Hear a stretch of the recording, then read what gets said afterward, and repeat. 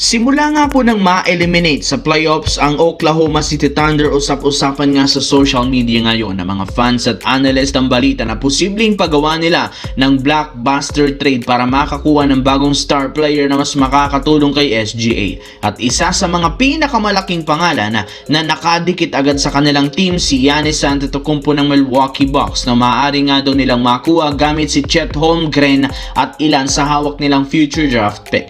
Kung gugustuhin nga daw ng OKC, siguradong makukuha nila ito as soon as possible. Pero agad na rin naman tinapos ng Thunder ang espekulasyon na ito matapos mismo nga si Sam Presti nang nagsabi wala silang interes sa pagkuha kay Giannis sa isang trade.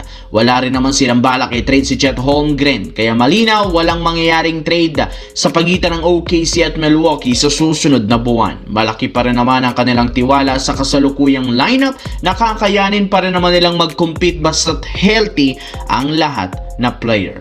Samantala, dito naman, kinumpirma nga ng general manager ng Los Angeles Lakers na bukod sa pagpapabalik sa kanilang mga key star ngayong off-season, isa sa mga pinaka-priority ngayon ang pag-upgrade sa front court, lalo na ang pagkuha ng isang legit na sentro makakatandem ni Luka Doncic. Wala silang pakialam kung sinong makuha nila sa free agency at syempre market. Meron ngang listahan ngayon ng Lakers ng mga sentro na siguradong makakatulong at gusto ni Luka Doncic. At isa sa mga nangunguna dito, si Daniel Gafford mula sa Dallas Mavericks na balak nga nilang kunin. Matagal na rin naman itong request sa kanila ni Luka na makuha mula sa Dallas at ngayong off-season ang pinakasaktong oras para masungkit ito, lalo pat balak nga ng front office ng Mavericks i-trade at tanggalin ang ilan sa mga veterano kabilang dyan si Gafford. Kaya pagkakataon nga ng Lakers ito na kausapin ng Dallas para makabuo muli sila ng bagong blockbuster trade na magpapalakas